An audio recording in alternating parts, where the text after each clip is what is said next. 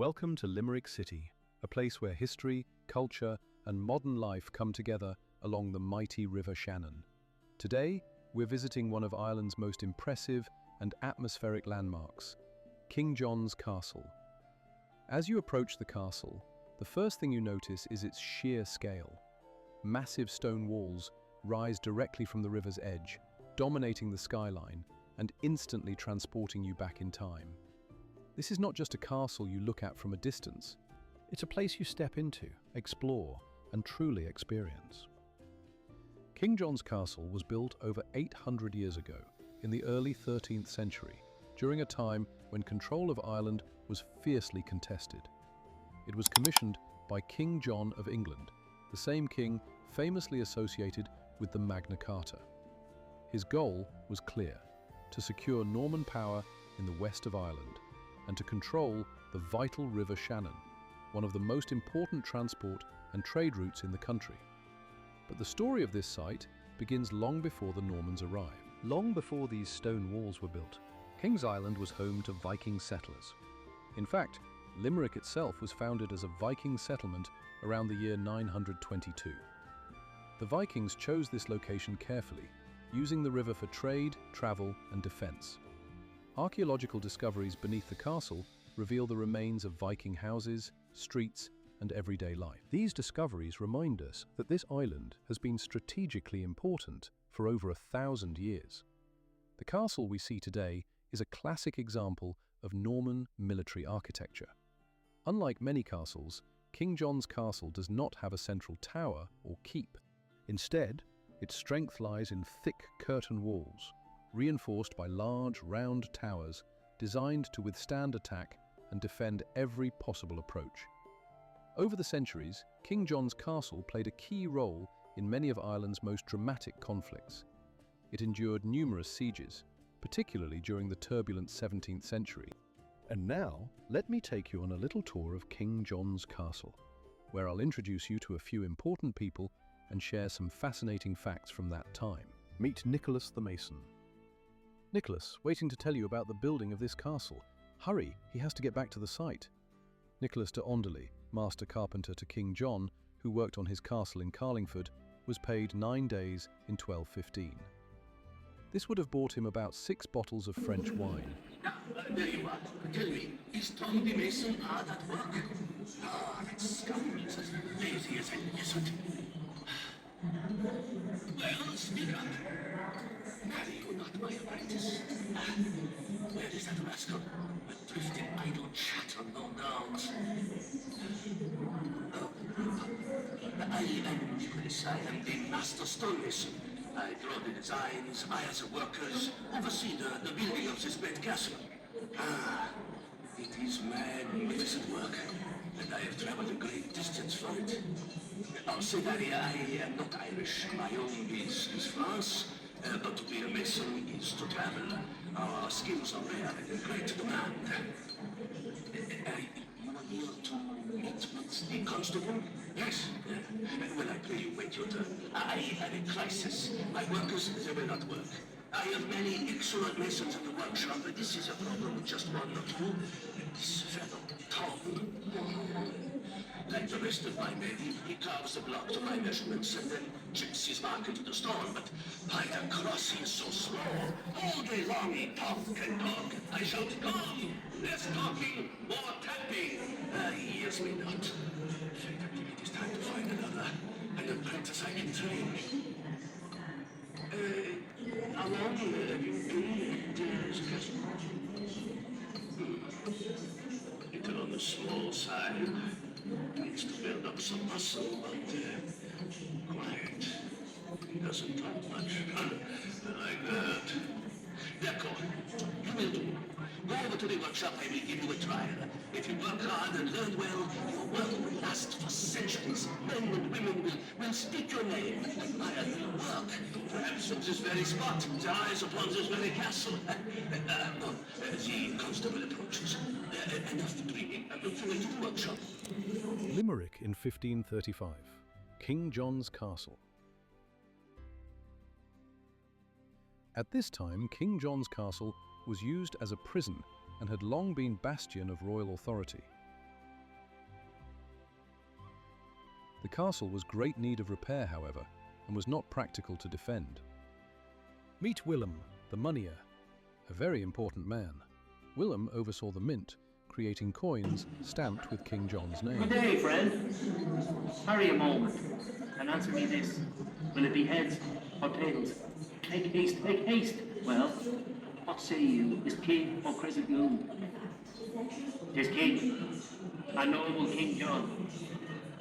See, crown, the curls, the whiskers of his beard, or craftsmanship. And on the reverse, well, this is one of my coins, so it bears my name. W-I-N-N-E-M. Willem, the moneyer of the Royal Mint, at your service. It is a worthy occupation, friend, and of great import for me and for the city. King John and currency. In 1205, King John ordered that clipped coins, coins that people had cut down to take the silver for themselves, be melted down and recoined. This improved the quality of the currency and was also a useful source of revenue, as John's mints, such as the one at Limerick, carried a recoinage fee. Up until about 1500, English kings were generally shown full face on their coins. The coin on the right is very unusual, as it shows John in three-quarter profile. Limerick is truly a wondrous proper city. Its port clamours with merchants. Its narrow streets are as busy as the great medieval hubs of Dublin and London. At its centre, already standing for over 250 years, is King John's Castle. In the 12th century, the art of the stonemason helped create this mighty structure. A royal mint emphasised its significance. The castle symbolises English power in the region, yet these stone walls also signify something more, the demise of Gaelic Ireland. Since at least the 6th century, Gaelic society produced beautiful manuscripts, metalwork and sculpture. It had a strong cultural learning and, in Brehon law, its own sophisticated legal system. All this began to change with the arrival of the Vikings. In the 8th century, they wrought havoc on the country's monasteries, disrupting the quiet pursuit of art and education. In the 9th century, they established new settlements that would later become international cities, including one on the banks of the Shannon. 300 years later, English and Welsh troops arrived in Waterford by invitation from Dermot MacMurrough. When Strongbow married Dermot's daughter Aoife in 1170, Norman control of Ireland was assured. A second age of foreign influence began. The Normans introduced their own laws, language and customs, yet they also integrated, adopting local traditions and intermarrying with powerful families. By the time we reach the late Middle Ages, Limerick is a thriving city, and the old Gaelic culture is in decline. Looking to the 16th century, there will be further attempts to colonize the Irish people and suppress the Gaelic way of life. These will be met with violent resistance. Dark clouds begin to gather when England splits from the Vatican, sending shockwaves through Europe. In Limerick, Henry VIII appoints Edmund Sexton as the city's first Irish mayor. Sexton adopts the new Protestant religion and grows rich, acquiring lands and revenues from religious sites. As the face of the Reformation, he becomes deeply unpopular. Back in medieval times, ground workers were among the most important yet least remembered people at King John's Castle.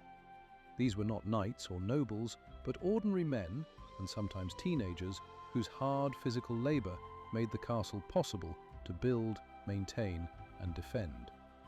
When the castle was constructed in the early 1200s, ground workers were responsible for preparing the land on King's Island. This was not solid ground.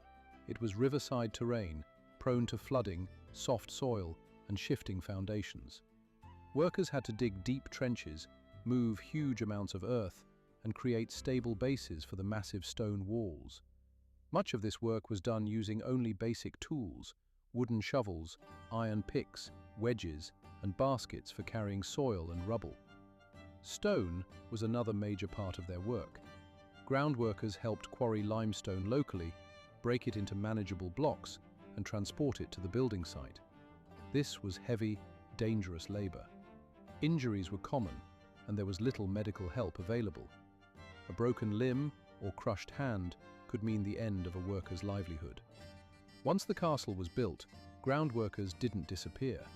They were constantly needed to maintain the walls, clear drainage channels, reinforce embankments along the River Shannon, and repair damage after storms, floods, or sieges. During attacks, they might be ordered to fill breaches, dig defensive ditches, or undermine enemy tunnels. Extremely risky tasks carried out under fire. Many ground workers lived close to the castle, often in poor conditions. They were paid very little, sometimes in food rather than money. Some were free laborers, others were forced workers, prisoners, or locals compelled to work under Norman rule. Their lives were hard, and their names were rarely recorded, but without them, the castle simply could not have survived. Archaeological evidence found at King John's Castle, including tools, work areas, and wear patterns in the ground, tells us that these workers were constantly active. The Viking layers beneath the castle also show that groundworking traditions here go back even further, to people who shaped the land long before the Normans arrived. In many ways, the groundworkers were the backbone of the castle. Knights defended it, kings commanded it, but groundworkers built it, repaired it, and kept it standing against time, weather, and war. Even today, the scars of these battles remain visible, etched into the stone and beneath the ground you're standing on. Walking through the castle now, it's easy to imagine the sounds of the past. Soldiers marching, guards calling from the towers, and the constant flow of the River Shannon beside the walls. The river was both a lifeline and a threat, bringing trade and wealth, but also the danger of invasion. Today, King John's Castle has been carefully restored and transformed into one of Ireland's leading heritage attractions. Ancient stone walls now blend seamlessly with modern technology. Interactive displays, touchscreens, and immersive projections bring the castle's long and complex history to life. One of the most fascinating parts of the visit is seeing the real archaeological remains uncovered here. Viking homes lie beneath your feet, preserved exactly where they stood over 1,000 years ago. These discoveries offer a rare glimpse into everyday Viking life, how people lived, worked, and survived along the river. Climbing the castle towers is a must. From the top, you're rewarded with stunning panoramic views of Limerick City. The River Shannon winds through the landscape, bridges connect the old and the new, and the city stretches out in every direction.